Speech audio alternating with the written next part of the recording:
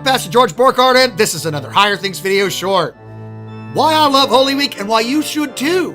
That's the subject of today's Higher Things video short. Hey, if you love these videos, if you've been daring to be Lutheran with us this Lenten season, go ahead and hit the like button and subscribe today. Also, you can go to support.higherthings.org and give today. Your tax-deductible gift keeps these videos going. All right, so I was raised Roman Catholic. I didn't hear the gospel until I was in high school, late in high school, after a time in which I didn't believe in God. The law sort of caused me to step away. I was an agnostic. I didn't want to sort of deny God completely, but I mean, what have you done for me lately, God? But if you're there, I want to at least give you a wink. I stumbled into a Lutheran church after hearing the gospel from some Baptist friends my senior year, and I was sort of taken back by the ritual. It sort of reeked of Roman Catholicism. But what was different, and what I would invite you to catch as different, is that Holy Week wasn't suddenly about me, not about how I felt, not about what I was doing or what I was sacrificing. Holy Week was about Jesus and what Jesus did and how Jesus felt and how Jesus was sacrificed for me. That's what makes Holy Week magnificent. There are plenty of things that we love to do in the Lenten season, especially in Holy Week, that sort of remind us of Jesus. In fact, this is the time in which we sort of gobble up every bit of information that we can about Jesus and his time everywhere. But what makes Holy Week holy,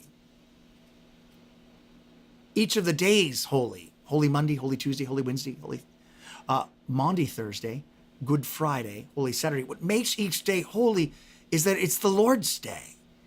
He's going to be sacrificed for us, and we who are baptized into his death are watching him, hearing him is better, do a salvation job for us on the cross. He puts the holy in Holy Week. He puts the Maundy in Maundy Thursday, and this whole week is good because Good Friday's good. A lot of times people get wrapped up into the motions of Holy Week, and that's okay. But that's not what Holy Week is all about. A best case example of this is when I was a young pastor, I eliminated the strepitus one service, the sort of slamming of the book. We had this sort of, we did this in my first parish, this sort of, they played an old tape, I think it was 8-track, of a storm at the end of the service, and then a loud sound would commence. And that was, sort of Holy Week for people. It was sort of, they were there. They were dragged back to in the drama of the event. Well, I sort of pulled that, and someone got upset with me, and they were a Christian. They came out of church. They're like, there was no sound. There was no rocks crashing. It was like Jesus didn't die for me. And I looked at him and I said, you love Jesus, right? Yes. You believe he died for you, right? Well, yes, Pastor. That's what today is all about. Not the sound or the crash, but that he died for you, whether there is a sound or a crash or not. And that's what's so wonderfully unique about Lutherans and Holy Week. It's not about what you experience or going through what Jesus went through. It's about Jesus going through what he goes through to save you. That doesn't mean that we don't have wonderful service. Everything from the ancient church is sort of dragged back. All that's eliminated is the stuff which isn't scriptural. But that doesn't make Holy Week Holy Week. What makes Holy Week is Jesus. He puts the Holy Week in Holy Week, and he puts the Maundy in Maundy, and he puts the good in Good Friday. Because he's dying. He's suffering. He's rejected. He's betrayed in order to save me. Now, are there emotions in Holy Week? Yes, because my sins did this to him. And on the flip side, he's doing this for me. But even if I felt nothing in Holy Week, even if I was enduring the worst possible religiosity in the universe, this is about what he did for me, not about how I feel. And so as you go into Holy Week, I invite you to sort of, like Thor, lap this whole thing up. This is about Jesus for you, not only you for Jesus. This is about him setting aside his life for you, not about you dying for him. This is about a God who cares for you in the sacrifice of his son.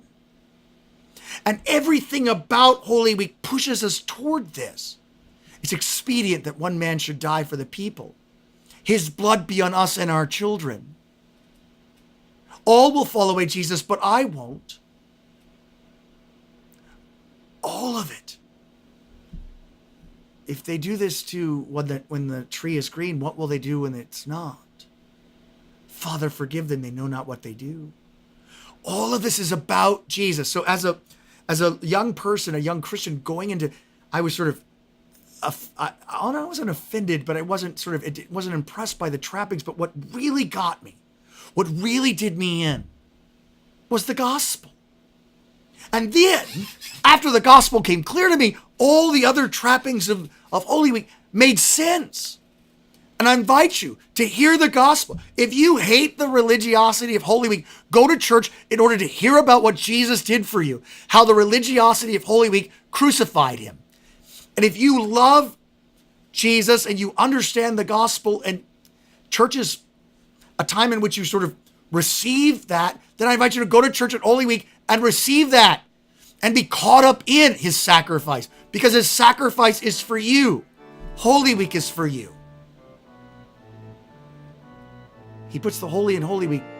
He puts the Maundy in Maundy. And he puts the good in Good Friday for you to save you. I'm Pastor George Borgard, and this has been another Higher Things Video Short.